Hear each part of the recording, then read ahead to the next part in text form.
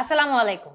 আজকের ভিডিওতে আমরা মূলত শিখব যে কিভাবে আমরা খুবই সহজে ধাপে ধাপে IELTS এক্সামের জন্য প্রস্তুতি নিতে পারি। একদম সহজ স্টেপ 1, আপনাকে যেটা করতে হবে, কোনো ধরনের প্রিপারেশন শুরু করার আগে আপনি একটা প্র্যাকটিস টেস্ট দিবেন। এটা করলে যেটা হবে হচ্ছে আপনার বর্তমান যেই লেভেলটা আছে সেটা সম্পর্কে আপনি একটা খুব ভালো ধারণা পাবেন।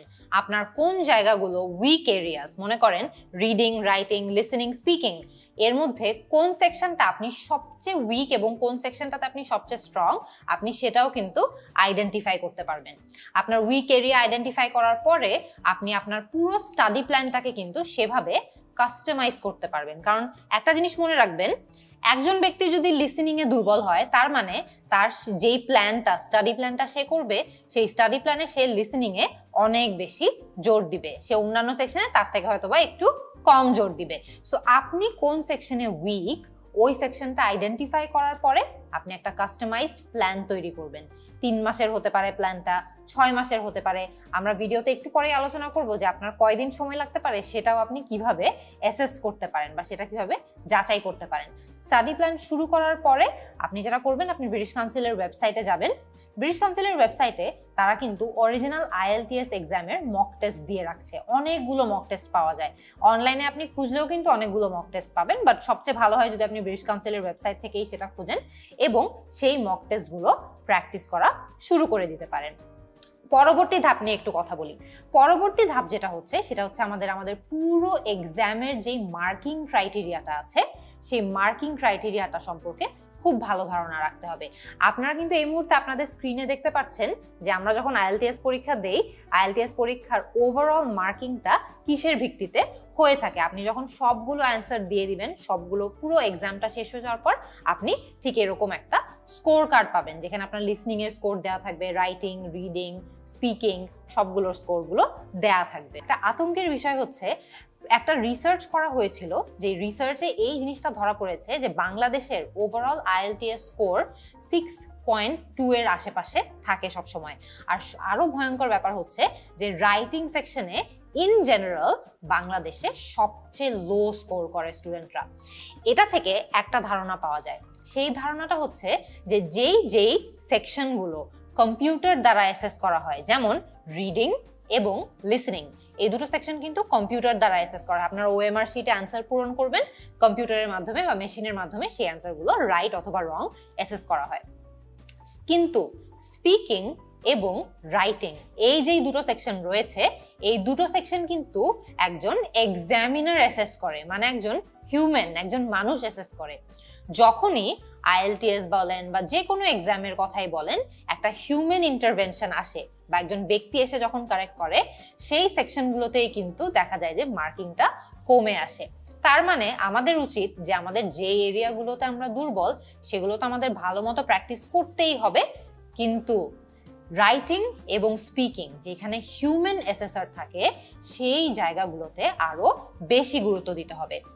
রাইটিং এবং স্পিকিং এ তাহলে আমরা কিভাবে ভালো করতে পারি, এটা জানার জন্য আপনার কিন্তু যে ব্যান্ড ডিসক্রিপ্টর গুলো আছে রাইটিং এবং স্পিকিং এর, সেই ব্যান্ড ডিসক্রিপ্টর গুলো সম্পর্কেও জানতে হবে।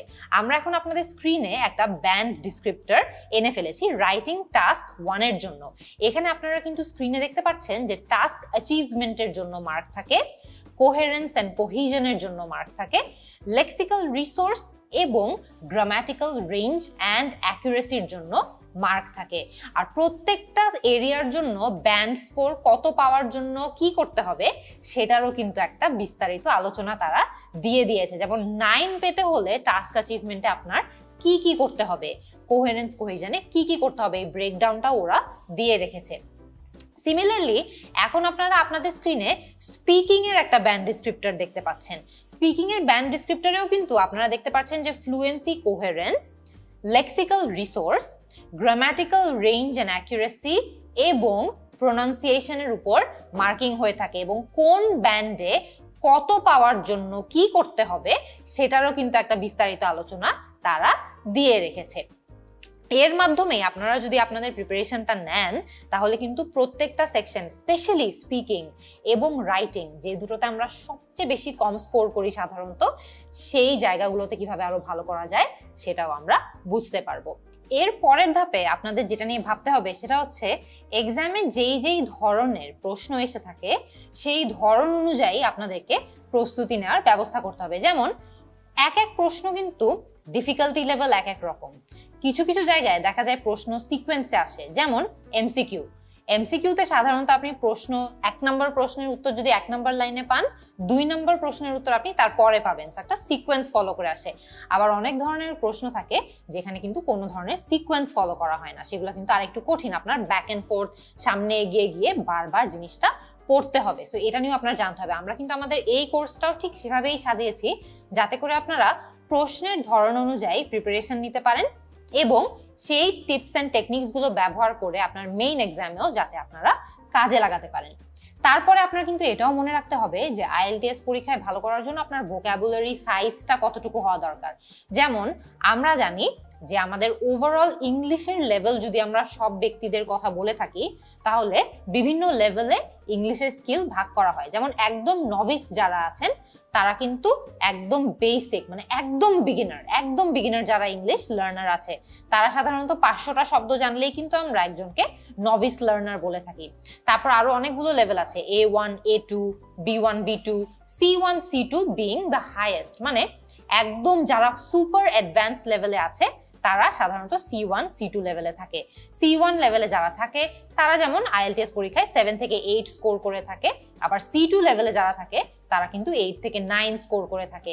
C2 লেভেলে যারা থাকে তাদের কিন্তু শব্দ ভান্ডারও অনেক বেশি হওয়া লাগে, 16,000 শব্দ অন্তত তাদের জানতে হয়। তো এটা কিন্তু প্রত্যেকটা লেভেলে কোন লেভেলে কতগুলো শব্দ জানা দরকার সেটার ব্রেকডাউনটাও আমরা কিন্তু আপনাদেরকে ছবিতে দিয়ে দিয়েছি, এবং তা সহ আপনি কিভাবে প্রিপারেশন নিলে আপনার ভোকাবুলারিটাও আরো বৃদ্ধি করতে পারেন সেটা নিয়েও কিন্তু আপনাদের এই লেভেলে ভাবতে হবে।